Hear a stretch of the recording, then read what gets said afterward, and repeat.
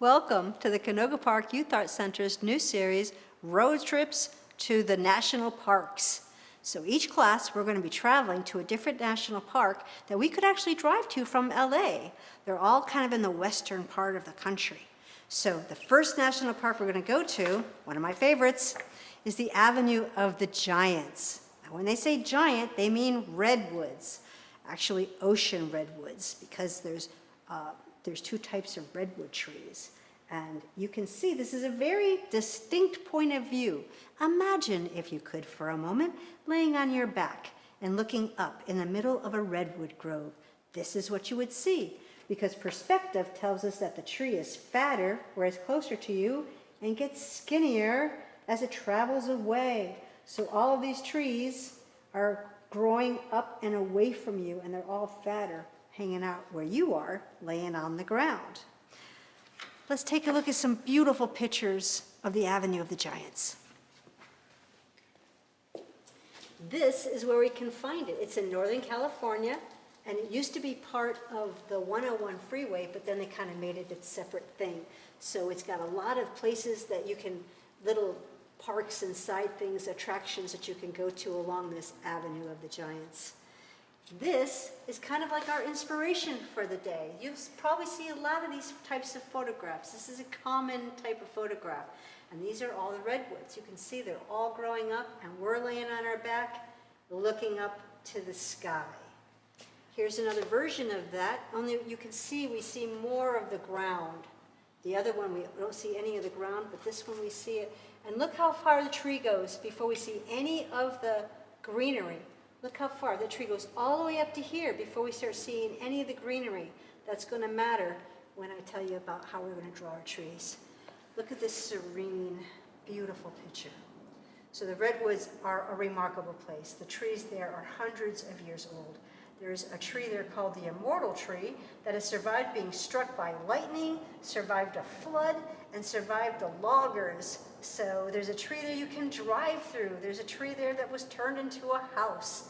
So there's all kinds of different attractions there. That gives you an idea of the scale. Look at the trunks of those trees. How many people do you think it would take to hold hands to go around those trees? These are ancient forests. These trees were around when very different creatures walked the earth. And here's our last picture that shows the road. When I was there, it had just rained, and everything was wet. And when you stepped out of the car, you could smell so much life of all the trees and all the critters and the dirt and everything that lives there. I hope you get a chance to see it someday. Let's take another look at our painting we're going to be working on today. As you can tell, we can put it like any way we want. It can go this way, it can go this way, this way. That's kind of up to you how you want it to go. I do want you to notice how I tried to make the blue a little bit darker around the outside edges, just like my trees are darker toward the bottom. This is because things that are closer to us have a tendency to be darker. Things that are farther away have a tendency to be lighter, because atmosphere has water in it. Water in the atmosphere makes the object look lighter. So I have my trees that are darker here. I have my sky. I put my clouds. I kind of focus my clouds toward the center. I left a little room there. I want you to notice my tree tops. My tree tops look like wiggly triangles, but also notice that the trunk of the tree comes up through my wiggly triangle. So even though I've got a wiggly triangle here, my tree comes up through the middle of it. And when I show you guys how to draw that, it'll make a little bit more sense. So I'm just going to go to town, and please remember, if you don't have oil pastels, crayons work too. All right, now the first thing I want to do is I'm going to block in my trees. Now, as you saw, they all kind of come in from the outside edge, and I want you to notice my trees are like these skinny, skinny triangles. Skinny, skinny triangle. Now, they're not all going to be the same size. Some are going to be smaller. Some are going to be really thick and kind of come in that way. So you kind of got to, the forest is a bunch of variety. No two trees are alike. So when I put my things in here, I want to kind of keep that in mind. Some are tall. Some get super fat at the bottom. Others are going to be a little bit skinnier and smaller. And they're all coming in, and they're all pointing to the middle. Let's put one more in here. There you go. So it's like all my trees are pointing toward the middle. And you don't have to put that many in if you don't want to. That's how many I'm going to put in today. Now there's no horizon line on this, even though it's a landscape, because we are looking up at the sky. Now, one thing about oil pastels and crayons is that I'm going to use more than one color. See all those colors?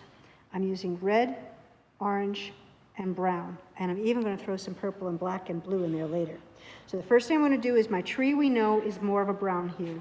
So I'm going to go through and I'm going to quickly color all of my trees brown. Now if you'll notice, I'm leaving some white showing. I'm not making it all the way brown. I'm leaving a lot of white because I've got to layer 3 or 4 colors onto this. And if I go in too heavy, then I won't be able to get any of the other colors to stick. People, when they use oil pastels, don't realize that some of the best things about an oil pastel is that you can overlap it and get all these new and interesting colors. All right, that was color 1, brown. Now I'm going to go in, because they're redwoods, let's go in with some red. So now when I go in with some red, I'm going to do the same thing. I'm going to go all the way around my clock. Let's see, that's about, where is that? About 9 o'clock. Here's about 11 o'clock. I'm also not coloring it all the way. I'm still leaving a lot of white showing because I'm slowly building up a surface. This is a big part of art making, is working the surface and building it up. A lot of times you all think you want to just come in and do it and be done, but I'm telling you, it's better if you slowly work up to what you want to do. Okay, now I'm going with color number 3, my orange. Now you can see we're getting a little bit more color in there. And so it's as complicated as the color of the tree itself is, because where there's light shining on parts of our tree, there's darkness on parts of our tree. So the color is going to be different everywhere on our tree. La, la, la, la, la, la, la.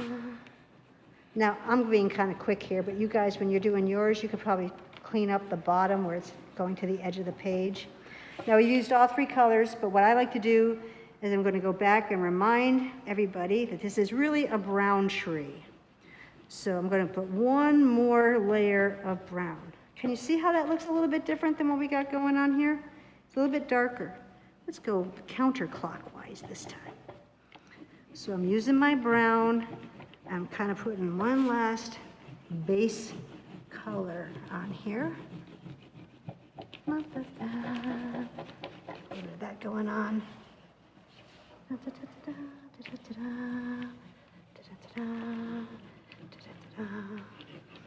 right, coming up at the end of the clock here. And ta-da. All right, now the last thing that we need, well, not the last thing, the next thing that we need is we need to show a couple little branches coming up. So I'm just going to put a couple of these little branches coming up.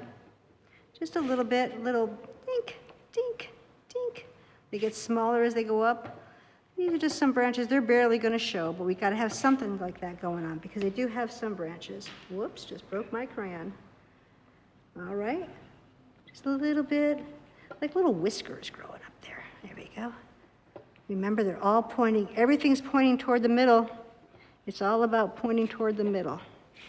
And we don't put them at the bottom, they're mostly toward the top. Okay, there we go. Now, I'm going to finish working on my tree trunks in a little bit. Right now, I'm going to kind of put in my tree tops. Remember how I said it was like a wiggly triangle? Wiggly triangle that the tree ran up through the middle of.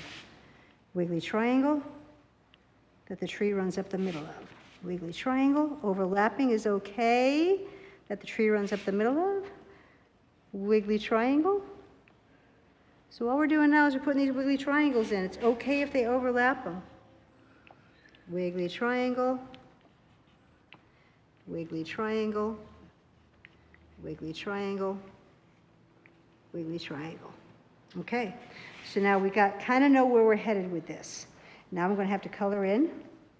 And again, I'm using several colors on my treetops, so I'm not coloring them in all the way. I'm leaving some white paper on purpose because I want to put 2 or 3 more colors on top of my tree. And oil pastel and crayons are really cool, but after 3 or 4 layers, it doesn't stick anymore. And we want all the colors to show. So we got to kind of slowly build up our surface.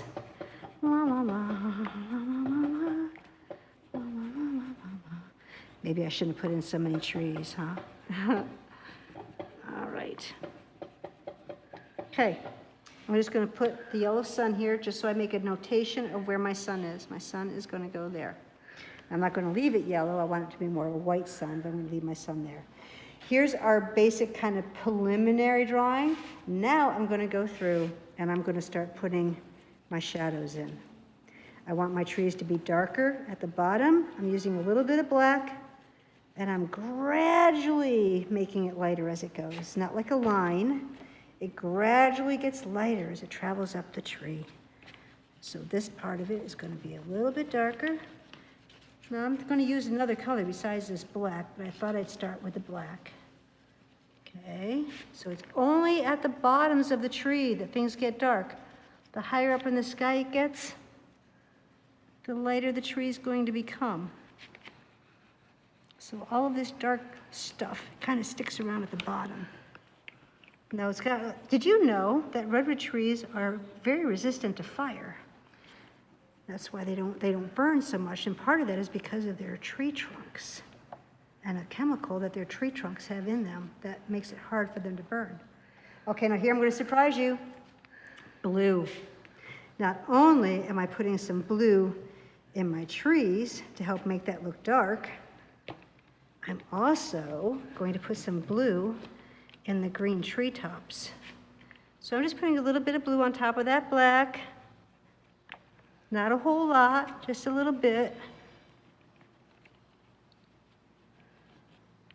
Now, blue and orange kind of make brown, so the fact that our trees are brown are kind of helping us out here. And now I'm going to use the same blue. I'm going to kind of fill in quickly because I want it to look like branches and nature and not so much a predictable pattern. So I'm just throwing in my blue here. This is where the green is in shadow. When green is in shadow, you can use blue and you can use purple to give green shadow. You can always use black too, but you know, you should try to get darkness through other colors besides just black.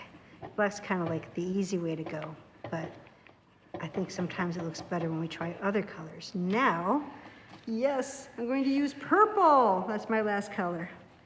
I'm going to finish kind of some of this down part here with the purple. You see how it kind of lifts it up? Kind of makes it glow a little bit. This is the last color. So how many was that? That was 3, 4, 5 colors. 5 colors we used on our tree trunks. And you thought tree trunks were just brown. There they are, but they're so much more than brown. So you can see how this last color kind of blends in all of my lines. La, la, la, la.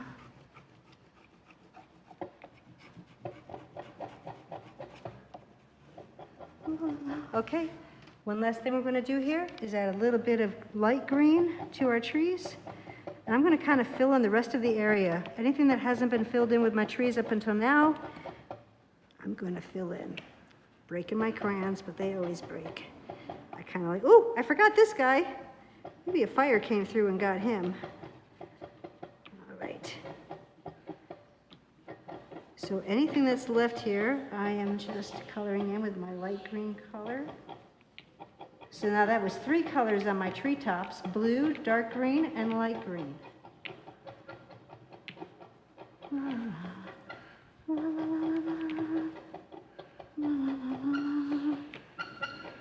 Squeaky table. Okay, so now I'm going to put in some, let's see, I think we're ready for our paint now. We're ready for our paint. We're going to put our clouds in afterwards. I'm going to go with this kind of blue.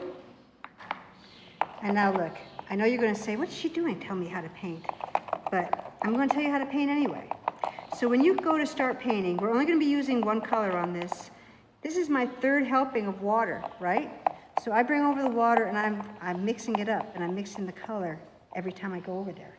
Now I'm going to start by just putting in my first layer of blue. And remember, I can try painting over that, but it's not going to paint because the oil color resists the watercolor. The oil pastel resists the watercolor. Da, da, da, da. Let's get this puppy painted. And then I can go back in, clean up some of those, make it a little bit darker on the outside edge, make some of these brush strokes more interesting as we go.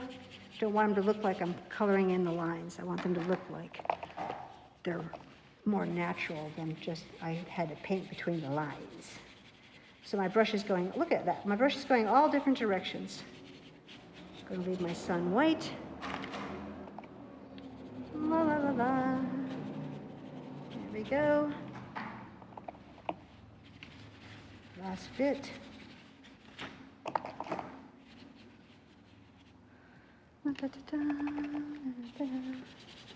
All right, last bit, get out of the way. Okay, I'm just going to do a little bit of dark blue around my edges, kind of blend it in a little bit. Then the last step is I'm going to take my white oil pastel and I'm going to put some clouds in. You see how fast I'm working? Do you see me stressing out about anything? I mean, working fast because I don't want to keep you here that long, but I'm also working fast because it's fun to do. See how it's lighter in the middle? I'm going to take my crayon and I'm going to give myself my big old sun, my white sun, because that's what color the sun really is when you're looking at it. I can use my oil pastel and I can put some clouds in here, and you can go right over the wet paint. It's not going to make a difference. I'm just going to add a little bit of texture, some clouds, and I think we're finishing up here. Gives you an idea. You're also free, if you wanted to, you can go through and you can kind of put a little bit of black highlight around your trees if you wanted to do that to make them stand out a little bit more.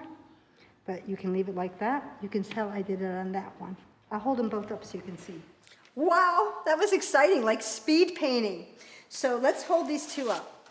Now these two paintings are different. This one took much less time than this one. Now you can tell they're different. This one has a little bit more life to it, a little bit more action. And the other thing I like about this one is that you can see more how the colors all blend together. You can pull out the individual colors that I used to make those tree trunks. Whereas on this one, I went a little blending crazy and tried to blend away a lot of that to give you more of an overall color as opposed to individual colors coming through. This one's a little lighter, a little looser. But whichever one you like, different taste. So these are our two renditions of the Avenue of the Giants on our trip to the national parks. Join us again for the Canoga Park Youth Arts Center series, Road Trip to the National Parks. We're going to go to a new one next time. Thanks for joining us.